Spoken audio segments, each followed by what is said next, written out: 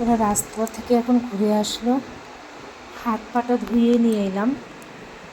এখন ওরা সবাই শুয়ে পড়বে।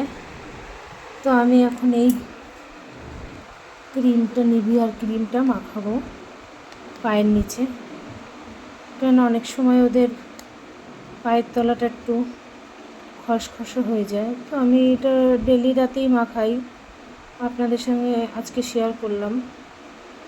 তো ওরা স্কিনটা, ওদের পায়ের নিচের স্কিনটা খুব ভালো থাকে, ওই কারণের জন্য এই ক্রিমটা আমি ওকে মাখাই। এই যে ওর শরীরটাও আজকে ভালো না, বন্ধুরা বলেছিলাম। এখন ক্রিম মাখাবো, দুজনেই এখন ক্রিম মাখবে। কুটুস, কুটুস, এই যে আসো, সিট ডাউন করো, আসো। হ্যাঁ, ওখানে বসো, আমি মাখিয়ে দিচ্ছি।